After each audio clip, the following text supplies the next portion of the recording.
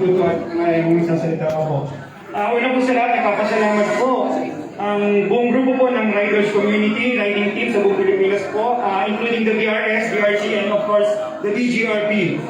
Okay, so nakiklaro ko, laging nasa rally since nung tino sa tatay ko. Yes, tuloy pa rin ang laban hanggang sa dulo. Salamat, team. Maraming walang sawa po kay General, kay lahat po na nandito. Attorney Manny Luna, mga nakakasama po lahat po yan, of course.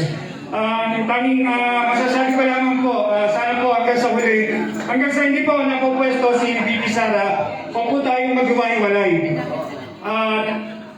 Pagka po may, katulad po niya nasabi po ni General Virgilio, pagka po may panawagan, nasa liwasan, andun po kami. Actually, hindi na po pinapalabas sa Ministry PJ yun. Inaabot po kami ron ng hindi 3,000, 4,000 plus. So, nung last Monday, kinarap pa nga yung dalawang bus po ni Go Charlie Simpson para po ipakain sa mga tao. So, kanya-kanya na lang po kami ng pagkain po doon. So, 4,000 plus po kami. So, ayun po. Kung ano man po yung maging panawagan po ng Kampilan at ang mga iba po pong mga organisasyon sa mga nandito, magkaisa po tayo. And also, I just would like to acknowledge si Sarge. Meron po tayong solo multiplier dito. Aming kaibigan, kasama sa amin si Kuya Sarge Sanichu. Okay. And then, okay yan. And then, ayun lang po. Maraming salamat kay... Maraming salamat po sa inyong magbibigay ka ng solidarity message. Kahit brief lang po. We will have only mga last 2 to 3 minutes. Good morning to you, all of you.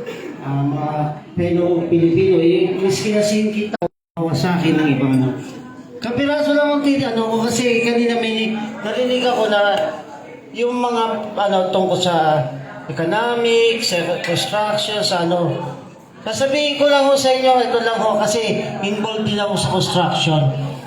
Tama po yung sinasabi ni Sir kanina rito. Kami mga kontraktor, lalo na ako, solo advocator ako, tumutulong ako sa less fortunate people na nasa laylayan ng lipunan, which is what? Construction worker. Tama? Ito ang laging na iktima ng malalaki. So sunod-sunod na to. So sa amin, ako, tungkol ako sa construction, bali coordinator nila ako, nagbibigay ako ng construction project sa isang mga contractor. Noon, 15% lang hinihingi po sa amin. At hand. Alam nyo ngayon magkano? Kagabi lang nag-meeting kami. They are asking for a 50% Wow, laki. of the total project cost. Sabi ko kagabi, bullshit ka. Ikaw, nagpatayo ka ng kumpanya, milyon na nagkinuha mo, nagparehistro ka, and then somebody will get you 50% out of the total contract price.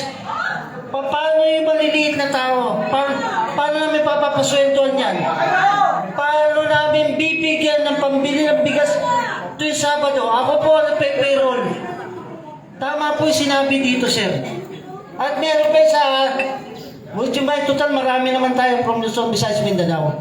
Meron po umiikot ngayon yung tinatawag na the big one. Mag-ingat po tayo. The big one. Basta big one na lang, bahala na kayo, encounter nyo. Ganyan din po ang hindi ako papayag na yung maliliit natin nasa laylayan ng lipunan. Hindi ko naman sinisingil yun. Kinukuha ko, dinadala ko sa construction company.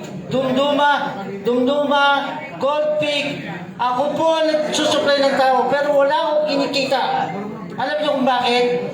Inaasahan ko yung biyaya sa Diyos pabalik sa akin. Yes.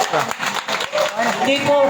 Kasi kung nung araw, tandaan nyo, ang Department of Agriculture, kinukuha po ako maging bagman. Sir, ikaw, magiging bilyonaryo ka, papayag ka, di ba? Pagkatapos namin mag-meeting ng aking pinsan na nasa Malacanang, tinanggal ko SIM card ko, tinapon ko. Hindi ko tinanggap ang bigay bagman ng Department of Agriculture dahil alam ko marami maghihirap na tao. Ayan po ang aking pirma, malaking presidente na Sarge. Alam niya. Ma'am, tayo po kayo, paparekrus. Ayan po si Presidente Tinitigan. 16 years na ako kilala. Hanggang ngayon, mahirap pa rin ako. Sa dami ko ng alam, sa dami ko ng koleksyon, sa gobyerno nung araw, lahat yan. Hindi po ako tumanggap talaga. Maraming salamat po. Ito po yung addendum na sa construction na nagiging ugat talaga ng corruption. Okay, maraming salamat po sa inyo. Salamat, sir. Maraming salamat sa ating isa pang solidarity message.